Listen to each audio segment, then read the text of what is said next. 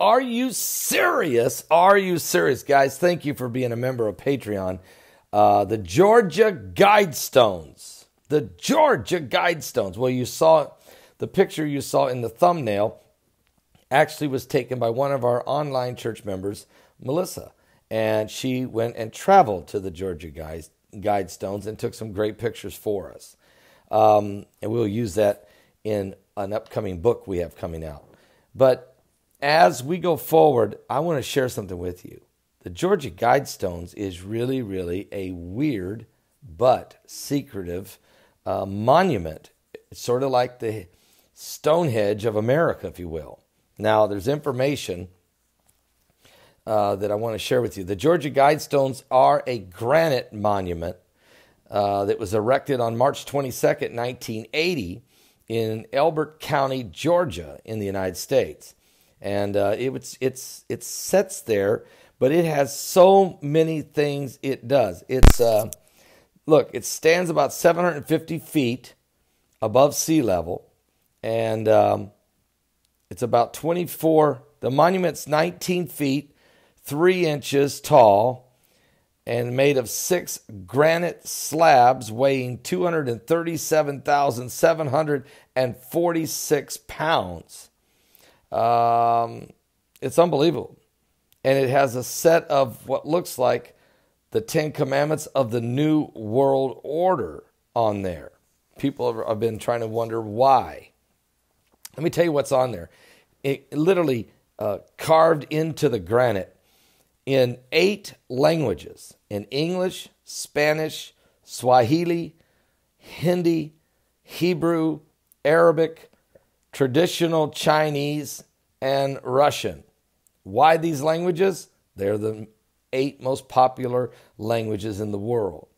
And here's what it says. Number 1, maintain humanity under 500 million people in a perpetual balance with nature. Folks, there's 7 billion people on the planet. That means you would have to eliminate 6.5 billion to get to that number. Number 2, guide the reproduction wisely, improving fitness and diversity. Sounds like they want to make sure that whoever they do select to be the 500 million, that they're very fit, trim, and healthy.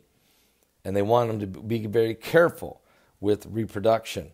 Matter of fact, number 3, unite humanity with a living new language. So even though this is written in 8 languages, none of the 8 apparently wants to be the language of the New World Order. They want you to they want a new humanity, a new language. Number 4, rule with passion, faith, tradition, and all things with tempered reason. Well, we'll talk about that in a minute, why this might be so important to the founders of this monument. Number 5, protect people and nations with fair laws and just courts. So they want some kind of a new world order, some kind of a one world governance, one world court system that needs to be adopted by the remaining people on the planet. Number 6, let all nations rule internally, resolving external disputes in a world court. So even though there would be these different nations, they're still all under a one world system, all right? Similar to what you have in the European Union, almost. And then number 7, avoid petty laws and useless officials.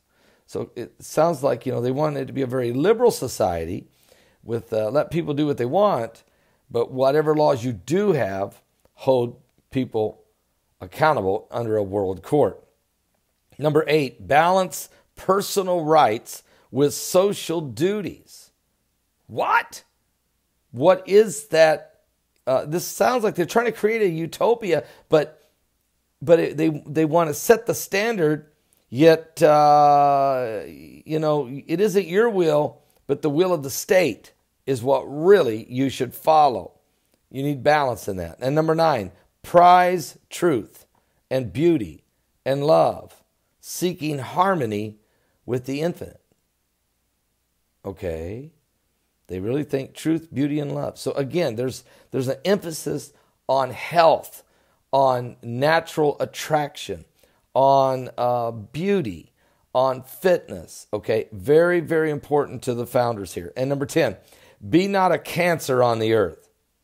Leave room for nature. Leave room for nature. So depopulation of the human race, very important to the founders of the Georgia Guidestone. Now, let me tell you something else about what else. Who was the person involved on getting this going? In June of 1979, a man using the pseudonym Robert C. Christian approached the Alberton Granite Finishing Company on behalf of a small group of loyal Americans and commissioned the structure. Christian explained that the stones would function as a compass, as a calendar, and a clock, and should be capable of withstanding catastrophic events. Joe Findley of the Alberton Granite assumed that Christian was a nut and attempted to discourage him by giving him a quote several times higher than any project the company had ever taken, explaining that the Guidestones would require additional tools and consultants. Christian accepted the quote. When arranging payment, Christian explained that he represented a small group which had been planning the Guidestones for 20 years and which intended to remain anonymous. And I do know that when he paid for the Guidestones, he paid in several installments from different banks around the world. Okay? And all of them using anonymous names. Now, it is believed that Robert C. Christian really was representing the Rosicrucians. The Rosicrucians. This was a secret group, very secretive, very, the Rosicrucians' teachings are a combination of occultism and other religious beliefs and practices, including Jewish mysticism, Kabbalah, Christian Gnosticism, Hermeticism, several other isms, if you will. All of it, the occult practices and other New Age philosophies. So there was a lot of different practices involved, including from the pharaohs. Okay, so all of this was pulled together to make is all of those different religions all made up what is known as the Rosicrucians. So what we have here is the founder of this Georgia Guidestones. Apparently, they were part of the Rosicrucians, but the Rosicrucians were also tied in with the Freemasons. They were also tied in, give me 1 second here, they were tied in with the Freemasons and with the Knights Templar and several other secret societies that would make up this entire group of people. Very secretive. And some say there's hardly anybody left from this sect of secret society, but I beg to differ. The question is, what else was this for? It was built so that it could literally survive the apocalypse. And it was built so that these set of rules, these 10 commandments, were in 8 different languages on the different sides of the slabs. Also, they're pointing in the directions of due north and other to help create a compass, the way the slabs were positioned. Also, there's holes through the slabs that always keeps the noonday sun is always going through one of the holes. Quite fascinating. This was to help create a calendar. So yes, it was a compass, it was a clock, it was a calendar, all in one, and built to withstand the coming apocalypse. And Buried 6 feet below it is a time capsule, a mysterious time capsule. And there's this slab that says that the time capsule was to be opened. Here's what it says exactly, and Melissa took a great picture. Sponsors a small group of Americans who seek the age of reason. The time capsule, placed 6 feet below this spot, is to be opened on, and the date is left blank. Now, it was believed that someday somebody would come and would put the date down, but that has never happened. Now, there was a mysterious small granite block that was placed in this one corner that had never been there, but then that was removed again. Now, the granite stones have been defaced a couple times, but has been repaired, and now there are cameras that watch it 24/7 at the sheriff's office to make sure no one else comes to damage the granite slabs. What's in the time capsule?